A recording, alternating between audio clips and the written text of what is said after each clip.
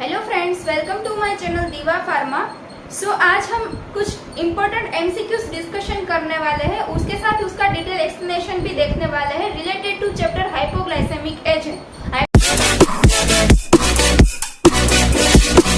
Blood glucose level is increased in our body, so we take anti-diabetic medication which is also known as hypoglycemic agent to reduce the blood glucose level. Hypoglycemic agents either injectable or either oral hypoglycemic agents. So today we will discuss all the hypoglycemic agents, their classification, mechanism of action, side effects with the different MCQ. So let's start.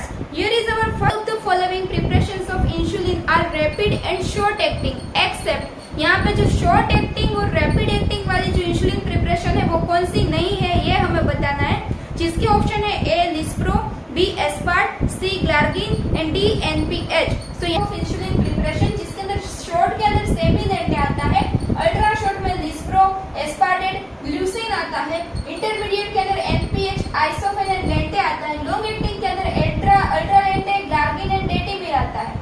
यहाँ पे हमें पूछा है कि short acting कौन सी नहीं है, तो ये सब जो ऑप्शन है लेंसे एस्पार्ट वो सब अल्ट्रा शॉर्ट एक्टिंग है। ऑप्शन है एनपीएच भी था, लेकिन जो एनपीएच और इंटरमीडिएट एक्शन है तो लॉन्ग एक्टिंग में जो है ग्लार्गिन आता है, तो वो जो ऑप्शन है वो शॉर्ट एक्टिंग में नहीं आएगा। तो यहाँ पे जो राइट आंसर होगा वो हो जाएगा सी। Which of the following is SGLT2 inhibitor? Pramlintide, sitagliptin, exenatide, empagliflozin। ये एमसीक्यू डिस्कशन करने से पहले हम ये देखें कि ये एमसीक्यू जो है वो क्लासिफिकेशन से रिलेटेड है, तो हमें उससे पहले इस ड्रग का क्लासिफिकेशन देखना होगा। हाइपोग्लाइसेमिक एजेंट ड्रग का क्लासिफिकेशन देखें तो उसमें पहले आता है सल्फोनाइल यूरिया। सल्फोनाइल यूरिया के अंदर आता है डोलब्यूटामाइड, क्लोरप्रोपेनामाइड, ग्लिपिजाइड, ग्लिब्यूराइड, ग्लिमेट्राइड।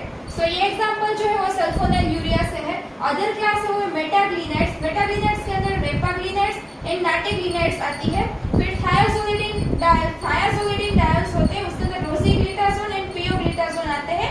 ये सब सेम नेम है, आप अगर याद रखें मेटाग्लिनाइड में पीछे ग्लिनाइड्स आता है, थायाजोलिडिन्स में पीछे रोसीग्लिटाजोन एंड पियोग्लिटाजोन आता है। फिर बाइक्वानिड्स होते हैं, वो मेटफॉर्मिन एंड फिनफॉर्मिन होते हैं। ये बहुत इजी है। फिफ्थ क्लास है अल्फा ग्लूकोसिडेस इनहिबिटर, जिसके अंदर अकारबोज और मैग्नीटोल आते हैं। नेक्स्ट है जीएलपी एनालॉग्स, जिसके अंदर एक्सानिटेड और लीराग्लूटाइड आते हैं। ये जीएलपी एनालॉग क्या है, ये सब क्लास क्या है, उसकी मैकेनिज्म क्या है, वो सब हम आगे देखने वाले हैं। डीपीपी4 इनहिबिटर, जिसके अंदर सिटाग्लिपिन, बीटाग्लिपिन, सेक्साग्लिपिन, तो ये आपको ग्लिप्टिन वर्ड याद रखना है डीपीपी4 इनहिबिटर्स के लिए। अमाइडिन एनालॉग्स आता है, जिसके अंदर प्रेमिलिनिटेड आता है। एसजीएल2 इनहिबिटर होता है, जिसके अंदर कैनाग्लिफ्लोजिन, एम्पाग्लिफ्लोजिन एंड डेपाग्लिफ्लोजिन आता है। तो यहाँ से हमने ये सब क्लासिफिकेशन देखा, क्योंकि एमसीक्यू जो है क्लासिफिकेशन के रिलेटेड है, तो आपको पूरा क्लासिफिकेशन याद रखना है। बाद में इसकी मैकेनिज्म ऑफ एक्शन और ये कैसे ब्लड ग्लूकोज लेवल को कम करते हैं वो हम आगे देखने ही वाले हैं। इस एमसीक्यू के अंदर पूछा गया था कि SGLT2 इनहिबिटर कौन सा है। हमने हमारे क्लासिफिकेशन में देखा कि SGLT2 क्लास के ड्रग के पीछे ग्लिफ्लोजिन, ये वाला प्रीफिक्स आता है ग्लिफ्लोजिन। तो इस क्वेश्चन का सही आंसर हो जाएगा एम्पाग्लिफ्लोजिन, जो ये सेकंड वाला एग्जांपल है। एमसीक्यू सॉल्व हो गया। नेक्स्ट एमसीक्यू है repaglinide is classified into which category. Repaglinide वो भी क्लासिफिकेशन के रिलेटेड ही क्वेश्चन पूछा गया है। ये आंसर तो आप सब अब दे सकते हैं। ऑप्शन है sulfonyl urea, option B thiazolidinediones, option B biguanides and D meglitinide. तो अब रिपाग्लिमाइड जो है वो हम सबको पता है कि वो रिपाग्लिमाइड हमने अभी वो एग्जांपल देखा हो, किसमें से आएगा, मेटाग्लिनाइड से। तो इसका सही आंसर हो जाएगा ऑप्शन डी मेटा। नाउ जो नेक्स्ट एमसीक्यू है वो है insulin release due to closures of potassium channel is a mechanism of. ये जो क्वेश्चन है वो मैकेनिज्म से रिलेटेड पूछा गया है, जिसके अंदर पूछा है ए अकारबोस, बी नेटाग्लिनाइड, सी एक्सानिटाइड और डी सिटाग्लिप्टिन। ये एमसीक्यू सॉल्व करने से पहले हमें सभी ड्रग की मैकेनिज्म ऑफ एक्शन देखनी होगी। तो उसे देखने से पहले ये डायग्राम देखिए। ये जो पूरा डायग्राम है वो पेनक्रियाटिक बीटा सेल का डायग्राम है। उसके अंदर ये जो है वो है पेनक्रियाटिक का बीटा सेल। तो ये जो है वो पोटेशियम एटीपी चैनल है। जनरली क्या होता है, जब ग्लूकोज का कंजप्शन बढ़ जाता है तब इंसुलिन का सीक्रेशन बढ़ाना पड़ता है, तभी ब्लड ग्लूकोज लेवल मेंटेन होता है। तो इसके लिए यूरिया हमने पहले दो क्लास देखे थे, सल्फोनाइल यूरिया एंड मैग्नीलिनाइड। वो क्या करते हैं, इस पोटेशियम एटीपी चैनल को ब्लॉक कर देते हैं। तो उससे क्या होगा कि जो पोटेशियम है उनका इन्फ्लक्स नहीं होगा, वो भी रुक जाएगा। तो पोटेशियम का इन्फ्लक्स अंदर सेल के अंदर नहीं आएगा, तो क्या होगा, डीपोलराइजेशन हो जाएगा, अंदर पॉजिटिव आयंस का बैलेंस नहीं रहेगा। तो इसकी वजह से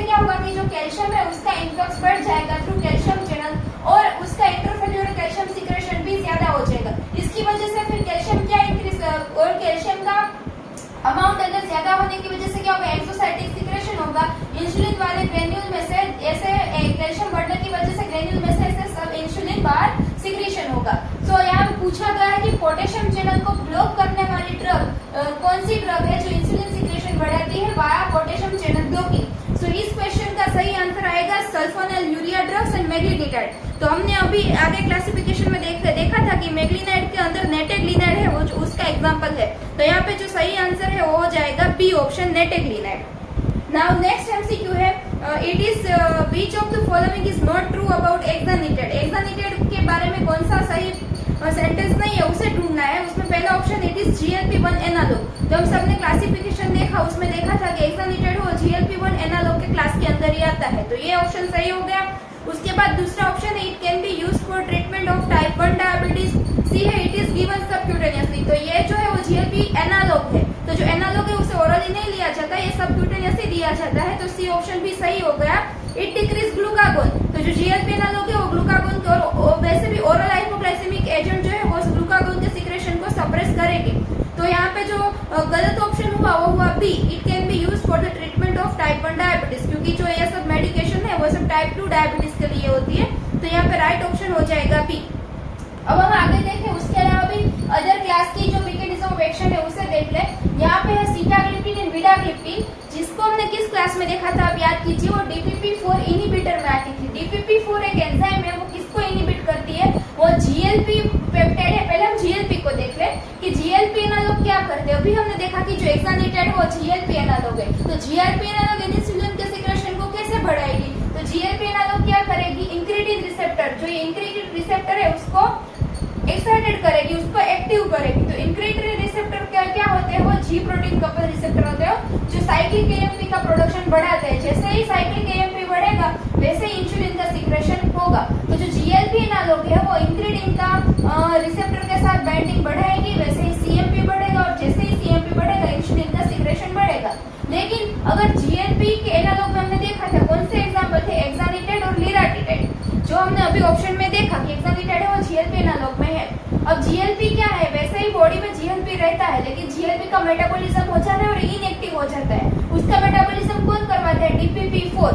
सो हम क्या करेंगे, DPP-4 को ही इनहिबिट कर देंगे ताकि GLP का मेटाबॉलिज्म ना हो सके, और GLP अपनी एक्शन से इंसुलिन का सिक्रेशन बढ़ाती है।